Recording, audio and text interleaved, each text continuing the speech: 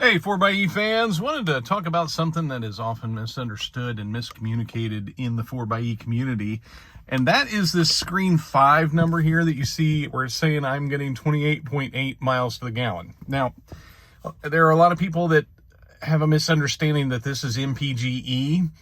It is actually neither Mpge or Mpge. It is a odd, formulaic, calculated thing that they're trying their best to give you an Mpge figure on a plug-in hybrid electric vehicle, which is really difficult since you're combining two energy sources, two fuel sources. You have your electric fuel source and your gas fuel source, and there's never a time that the vehicle is a gas-only vehicle. So it's not like when the engine starts, it doesn't have electric propulsion going on, and you can see that if you go into your power flow screen on your eHybrid app, you will see that you're always using electrical energy when the gas engine is running. There'll be a combination of those two. That's why it's called a hybrid, because it's always, it's always a hybrid.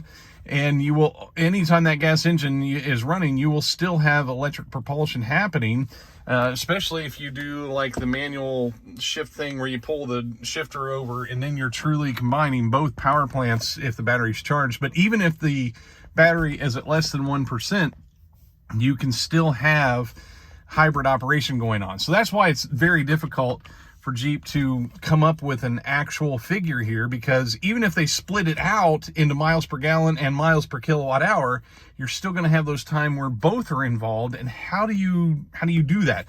So for starters, one, you don't want to ever go into a conversation with another 4xe owner and going, man, I'm only getting 23 miles a gallon. How are you getting 34? It's all dependent on how many electric miles you do. Like yesterday, I had this thing up to almost 30, and I haven't reset this thing since like July of 2021. So this is a true average over a long period of time. But if I go into Fuely will tell me that I'm getting like 35 miles to the gallon, because Fuely doesn't count for the electrical energy I'm using, where this vehicle does. And there's actually something in the formula about using that 33.7 kilowatts an hour, which is the amount of electrical energy that's in a gallon of gas. So there's a lot of cool math going on there. I may sound like I'm being critical of this number, but it really is a cool thing just for yourself. But don't compare it with other people, because if you have a lot of electric miles, like I've had this thing up to the low 40s before when I just did a lot of electric miles. And of course, if I reset it, then, I can do a lot of electric miles and get that number up.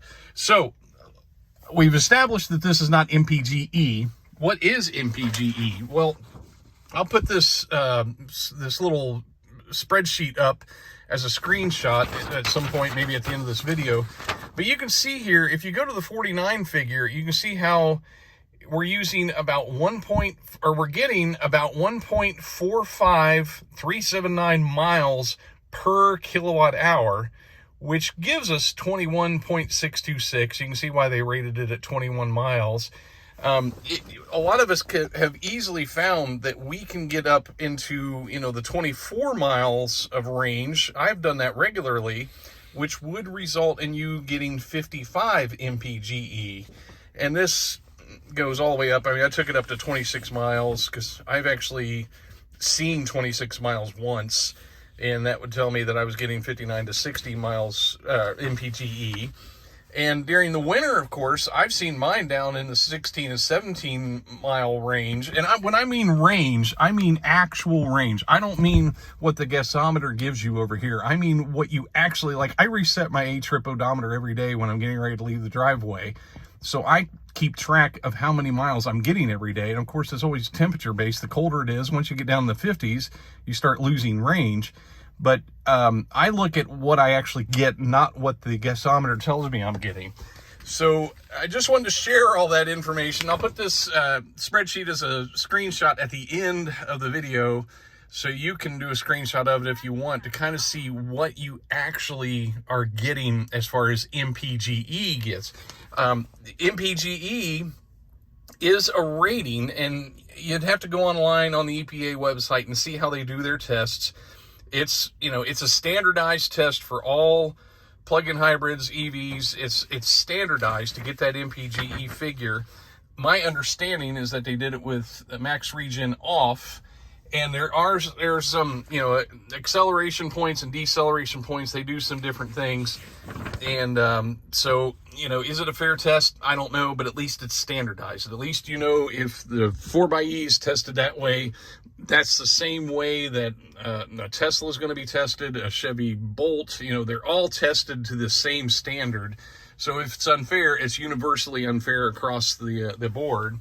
But like many of us have found, many of us are probably in the 53, 54 Mpge range on a daily basis. So I don't know, you could question how the EPA does it, or you could just say, well, I know if they say it's 49, I'm going to get at least that. And I think that is the nice thing about their standard, is it's not going to overestimate in any way. It may underestimate, but at least you're going to get that. So there you go. Thanks for watching this video. Take care.